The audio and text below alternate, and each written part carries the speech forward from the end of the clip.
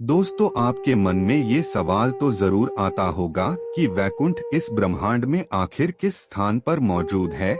साथ ही ब्रह्मा जी का सत्यलोक, इंद्रदेव का इंद्रलोक किस स्थान पर मौजूद हैं? अगर आपके मन में भी ये सवाल आते हैं तो इस अध्याय को अंत तक ध्यान से जरूर देखें। आज के अध्याय में हम आपको हिंदू धर्म के प्राचीन ग्रंथों के प्रमाणों के अनुसार उन सभी लोगों की लोकेशन बताने जा रहे हैं। नमस्कार मित्रों, आप सभी का स्वागत है आपके अपने चैनल वैदिक ज्ञान में। जानते हैं, प्राचीन ग्रंथों के अनुसार ब्रह्मांड की उत्पत्ति ब्रह्मदेव के जन्म के साथ होती है और जब ब्रह्मदेव की आयु की समाप्ति होती है तो इस ब्रह्मांड का विनाश होता है और हर तरफ केवल अंधकार ही बच जाता है। लेकिन इतने बड़े इस ब्रह्मांड में ब्रह्मदेव आखिर किस स्थान पर है? भगवान विष्णु जी का वैकुंठ किस स्थान पर मौजूद है? दोस्तों, ब्रह्मदेव जिस स्थान पर रहते हैं उसे सत्यलोक कहते हैं और भगवान विष्णु जिस स्थान पर रहते हैं उसे वैकुंठ कहा जाता है। विष्णु पुराण में इन स्थानों का वर्णन मिलता है। विष्णु पुराण के अनुसार वैकुंठ एक ऐसी जगह है जहां पर लाखों सूर्य आकाश में तेजमान है और वहां पर कई सारे ग्रह भी मौजूद हैं। भागवत पुराण के अनुसार वैकुंठ का स्थान ध्रुव तारे की ओर है। ध्रुव तारे को वैज्ञानिक भाषा में पोल स्टार कहा जाता है, यानी अगर यूनिवर्स में हम इसे खोजें तो यह स्थान है। उड़ीसा माइनर कॉन्स्टिट्यूशन, जिसे नक्षत्र कहा जाता है। इस इंस्टॉलेशन में सूर्य से भी लाखों गुना तेज चांद सितारे मौजूद हैं। यह कॉन्स्टिट्यूशन उत्तर की ओर स्थित है। ध्रुव तारे की प्रति से दूरी है 433 प्रकाश वर्ष। अगर हम इसे किलोमीटर के हिसाब से देखें तो यह होता है 4 पद्म 10 नील 40 खरब किलोमीटर। इतना अंतर होता है, ये तो पृथ्वी से 2 लोक का अंतर हुआ। दोनों के ऊपर 1 करोड़ योजन यानी कि 12 करोड़ 29,53,100 किलोमीटर के बाद आध्यात्मिक जगत में स्थित है। महारलोक, ये महारलोक स्वर्गलोक का एक भाग है जहां पर ब्रह्मांड की सत्कर्म करने वाली आत्माएं वास करती हैं। पुराण के अनुसार जो लोग सामान्य व्यक्ति की तरह जीवन व्यतीत करते हैं तथा किसी के साथ बुरा व्यवहार नहीं करते, वे लोग मृत्यु के पश्चात इन ग्रह पर जाते हैं। इन ग्रहों पर जीवन रमणीय होता है। मन को शांति देने वाला प्रकृति का नजारा होता है। यहाँ पर रहने वाले जीव तृप्त रहते हैं और कभी दुखी नहीं होते। पुण्य करने वाले लोग जो स्वयं के स्वार्थ का त्याग कर हमेशा दूसरों की मदद करते हैं, वही लोग जन्म लोक के ग्रह पर जाते हैं।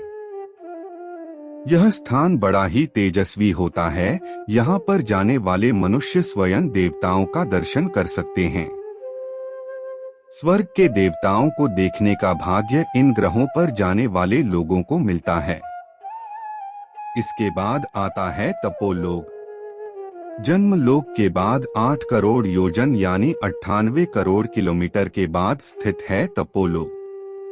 इस स्थान पर जाने के लिए बहुत ही कठिन परीक्षा देनी पड़ती है। यहाँ पर केवल साधु, ऋषि, मुनि और सन्यासी ही जा सकते हैं जो जीवन के सभी सुखों का त्याग कर केवल ईश्वर की आराधना और सत्कर्म करते हैं। वही लोग इस स्थान पर जाने की योग्य होते हैं। यह स्थान स्वर्गलोक का सर्वोच्च स्थान माना जाता है। यहाँ पर जाने वाले लोग स्वयं स्वर्ग के देवताओं से मिल सकते हैं। यहाँ पर ब्राह्मण की अनेक ऊर्जाओं को नियंत्रित करने वाले देवी देवता रहते हैं, जैसे कि वरुण देव, अग्नि देव इत्यादि। इसके पश्चात आता है सत्यलोक। तपोलोक के ऊपर 12 करोड़ योजन यानी कि 1 अरब 47 करोड़ 54,46,589 किलोमीटर के अंतर पर स्थित है सत्यलोक। जहाँ पर ब्रह्मा जी विराजमान हैं, यहाँ पर जाना किसी भी मनुष्य के लिए संभव नहीं है। केवल महान आत्माएं ही इस स्थान पर जा सकती हैं, जिन्होंने जन्म जन्मांतर में अनेक पुण्य किए हों। महान लोग जंगलों और तपोलोक में रहकर भी जो लोग अंतिम सत्य शूर को पाने की चाह रखते हैं, केवल उन्हें ही सत्यलोक में जाने का सौभाग्य प्राप्त होता है।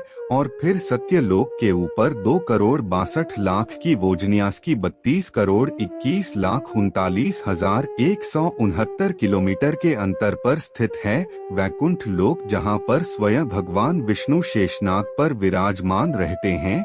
ये किसी भी आत्मा का अंतिम स्थान होता है। सारे ब्रह्मांड की आत्माएं इस स्थान पर केंद्रित होती हैं। इस स्थान पर जाने वाली आत्माएं मोक्ष की प्राप्ति करती हैं। इसे ही अंतिम सत्य कहा जाता है और इसे ही ब्रह्मांड का अंत भी कहा जाता है। यहाँ पर जाने के बाद आत्मा जन्म मृत्यु के चक्र से मुक्त होती है। लेकिन दोस्तों, ध्यान में रहे, हम फिजिकल दूरी की बात नहीं करते। ये सभी आंकड़े आध्यात्मिक जगत को दर्शाते हैं। यानी आप देख सकते हैं कितना दूर है बैकुंठ हमारी पृथ्वी से। अगर हम आज की टेक्नोलॉजी के आधार पर यहाँ से वहाँ तक जाने की कोशिश करेंगे तो में कितना समय लगेगा, इसके बारे में जानते हैं। आज की टेक्नोलॉजी के आधार पर हम 39,000 किलोमीटर प्रति घंटे की रफ्तार से अंतरिक्ष में ट्रैवल कर सकते हैं। अगर इसी रफ्तार से जाएंगे तो 12 लाख से भी ज्यादा साल लग सकते हैं। इसलिए दोस्तों, आज की टेक्नोलॉजी से हम वैकुंठ कभी पहुंच ही नहीं सकते। इस आधार से तो हम कभी वैकुंठ लोक पहुंच ही नहीं सकते, लेकिन आध्यात्मिक मार्ग से हम वैकुंठ क्षण भर में पहुंच सकते हैं। इसलिए हमेशा अच्छे कर्म करें और निरंतर भगवान का स्मरण करते रहे। स्वयं भगवान ही आपको उस स्थान पर ले जाएंगे। वीडियो को पूरा देखने के लिए आपका धन्यवाद। इस तरह की और वीडियो देखने के लिए इस चैनल को सब्सक्राइब कर लीजिए। अगली वीडियो में आपसे फिर मुलाकात होगी।